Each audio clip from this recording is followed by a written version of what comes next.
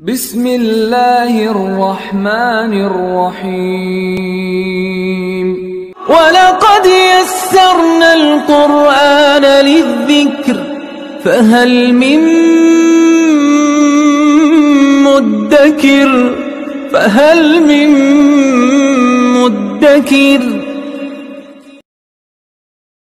بسم اللہ الرحمن الرحیم۔ سورہ بقرہ کی آیت نمبر 34 سے آج پڑھیں گے۔ اعوذ باللہ من الشیطان الرجیم، بسم اللہ الرحمن الرحیم۔ وَإِذْ قُلْنَا لِلْمَلَائِكَةِ اسْجُدُوا لِآدَمَ فَسَجَدُوا إِلَّا إِبْلِيسَ أَبَى وَاسْتَكْبَرَ وَكَانَ مِنَ الْكَافِرِينَ۔ حضرت آدم علیہ السلام کی تخلیق کا ذکر ہم نے پڑھا۔ اللہ تبارک و تعالیٰ نے حضرت آدم علیہ السلام کو مختلف اسماء کی علوم سے سرفراز کیا اور فرشتوں پر حضرت آدم کی فضیلت کا اظہار فرمایا۔ اب ایک فضیلت کے اور پہلو کی طرف اس آیت مبارکہ میں بیان ہو رہا ہے کہ اللہ تعالیٰ نے فرشتوں کو حکم دیا کہ وہ حضرت آدم علیہ السلام کو سجدہ کریں۔ تمام فرشتوں نے اللہ کے حکم کو عملی جامہ پہناتے ہوئے حضرت آدم کو سجدہ کیا، لیکن ابلیس تکبر میں مبتلا ہو گیا اور اس نے سجدہ کرنے سے انکار کر دیا۔ اللہ تبارک و تعالیٰ کی بارگاہ کا منکر ہوا اور راندہ درگاہ ہو گیا۔ وَإِذْ قُلْنَا، اور جب ہم نے کہا لِلْمَلَائِكَةِ فرشتوں کو، اسجدوا لِآدَمَ کہ تم سجدہ کرو آدم کو، فَسَجَدُوا سب نے سجدہ کیا، إِلَّا إِبْلِيسَ سوائے ابلیس کے، ابا اس نے انکار کیا، وَاسْتَكْبَرَ اور تکبر کیا، بڑائی چاہی، وَكَانَ مِنَ الْكَافِرِينَ اور وہ کافروں میں سے ہو گیا، انکار کرنے والوں میں سے ہو گیا۔ فرشتوں کو کون سے سجدہ کا حکم دیا گیا تھا، اس کے حوالے سے بعض تو لغوی معنی مراد لیتے ہیں کہ سجدہ سے مراد جھکنا ہے، جس طرح رکوع کی شکل ہوتی ہے اس کو بھی سجدہ کہا جاتا ہے، یا سجدہ سے مراد باقاعدہ سجدہ ہے جس طرح کہ ہم سجدہ کرتے ہیں، مکمل پیشانی اور ناک زمین پہ لگا کے۔ اللہ تبارک و تعالیٰ نے کون سے سجدے کا حکم دیا تھا اور فرشتوں نے کس طرح کیا، یہ اللہ بہتر جانتا ہے، اس کی تفصیلات موجود نہیں ہیں، لیکن بہرحال اللہ کی طرف سے سجدے کا حکم ہوا تو فرشتوں نے سجدہ کیا۔ سجدہ دو طرح کا ہوتا ہے، ایک ہوتا ہے سجدہ تعظیمی اور ایک ہوتا ہے سجدہ عبادت۔ حضرت آدم علیہ السلام کو جو سجدہ کرنے کا حکم دیا گیا تھا وہ سجدہ تعظیمی تھا، کیونکہ سجدہ عبادت صرف اور صرف اللہ کے لیے ہے، اللہ کے علاوہ کسی کو سجدہ کرنا جائز نہیں۔ یہ شروع سے لے کر اب تک اور قیامت تک عبادت کا سجدہ کبھی کسی کے لیے جائز نہیں رہا اور نہ ہی کبھی رہے گا۔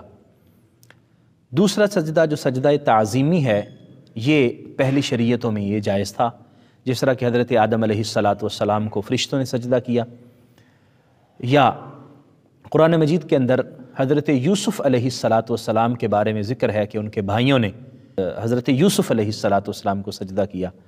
حضرت یوسف علیہ السلام کے بھائیوں اور حضرت یوسف علیہ السلام کے والدین نے ان کو سجدہ کیا، اس کا قرآن میں ذکر ہے۔ تو یہ جو سجدہ اللہ کے علاوہ کسی اور کے لیے بیان کیا جاتا ہے اس سے مراد سجدہ تعظیمی ہے۔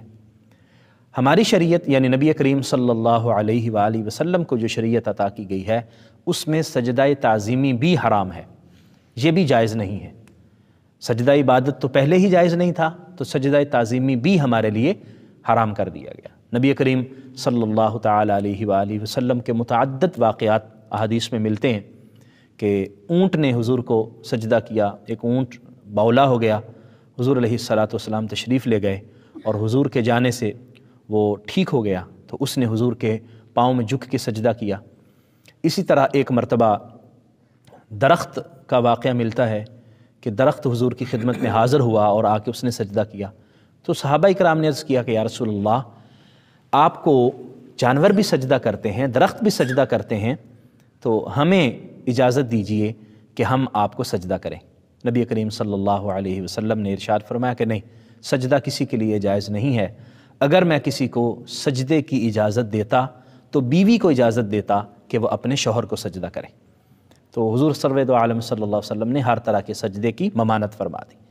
تو یہ سجدہ ہماری شریعت میں کسی کے لیے بھی جائز نہیں، نہ سجدہ تعظیمی نہ سجدہ عبادت، ہر طرح کا سجدہ منع ہے۔ فسجدوا، تمام نے سجدہ کیا، الا ابلیس، لیکن ابلیس نے سجدہ نہیں کیا۔ فرشتے اللہ تعالیٰ کی نوری مخلوق ہیں اور اللہ تبارک و تعالیٰ نے ان کو ایک خاص فضیلت عطا فرمائی ہے۔ اب یہاں پر فرشتوں کا بھی امتحان تھا کہ وہ نوری مخلوق ہیں اور نور کو خاک پر برتری حاصل ہے۔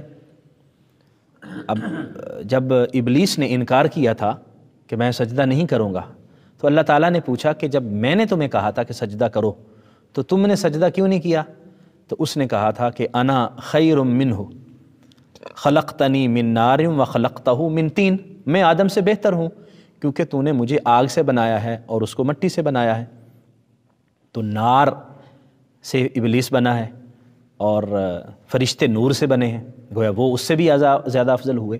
لیکن یہاں فرشتوں کا بھی امتحان تھا کہ فرشتوں کو حکم دیا گیا کہ تم نوری مخلوق ہو کر بھی میرے شاہکار آدم کو سجدہ کرو، تو انہوں نے اطاعت اور فرما برداری کا مظاہرہ کیا۔ اس سے ہمیں بھی یہ سبق ملتا ہے کہ اللہ کے حکم کے سامنے کوئی نسب، کوئی خاندان، کوئی ظاہری شان و شوکت، کوئی ذاتی عہد و منصبہ، اس کی کوئی حیثیت نہیں ہوتی۔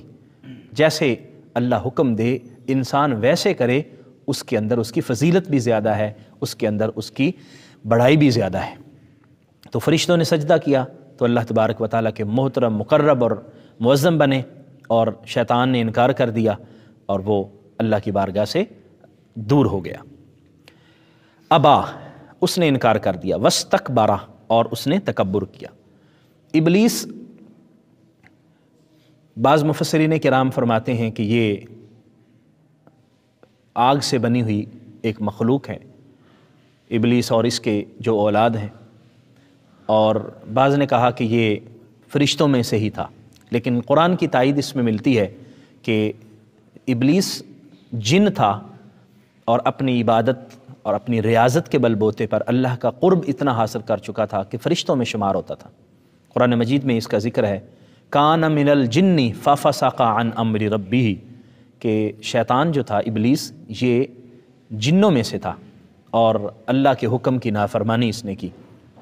تو یہ گویا کہ جن تھا اور نار سے بنا ہوا، آگ سے بنی ہوئی مخلوق تھی، اس نے انکار کر دیا۔ واستکبر، اور بڑائی چاہی، تکبر کر دیا، اور تکبر اللہ تعالیٰ کو بالکل پسند نہیں ہے۔ حدیث مبارکہ میں آتا ہے، نبی رحمت صلی اللہ علیہ وسلم نے ارشاد فرمایا کہ جس کے دل میں ایک رائی کے دانہ کے برابر بھی تکبر ہوگا وہ جنت میں نہیں جائے گا۔ اور ایک حدیث میں ہے کہ اللہ تعالیٰ نے فرمایا کہ الکبریاء ردائی والتکبر ازاری، بڑا ہونا یہ میرا لباس ہے، بڑائی یہ مجھے زیبا ہے، اور جو خود بڑا بننے کی کوشش کرتے ہیں اللہ تبارک و تعالیٰ ان کو جہنم میں پھینکے گا۔ تو اس لیے انسان کو عاجزی زیبا ہے، انسان کو اللہ تبارک و تعالیٰ کی اطاعت میں فرما برداری زیبا ہے، اور وہ جتنا تواضع اور عاجزی کا مظاہرہ کرے گا اللہ تعالیٰ اس کو اتنی ہی شان اور اتنی ہی بلندی عطا فرمائے گا۔ تو ابلیس نے تکبر کیا، اکڑ گیا، وکان من الکافرین، اور کافروں میں سے ہو گیا۔ اللہ تبارک و تعالیٰ نے اس کو اپنی بارگاہ سے نکال دیا اور فرمایا کہ تو چلا جا۔ کتنی عبادت ہوئی، کتنی ریاضت اس نے کی، کتنی اس نے اللہ تبارک و تعالیٰ کی بندگی کے اندر اپنے اوقات صرف کیے، لیکن اکڑ اور تکبر کی وجہ سے وہ سارے کا سارا ملیا میٹ ہو گیا، ساری محنت ضائع چلے گئی۔ اس لیے ایک تو ہمیں اس سے یہ سبق ملتا ہے کہ اللہ تبارک و تعالیٰ کی بارگاہ میں عاجزی، تواضع، یہ پسندیدہ امر ہے، ہمیں اس کی طرف توجہ کرنی چاہیے۔ اور دوسری بات یہ بھی کہ اللہ تعالیٰ کی بارگاہ میں خاتمہ بالخیر کی دعا مانگنی چاہیے۔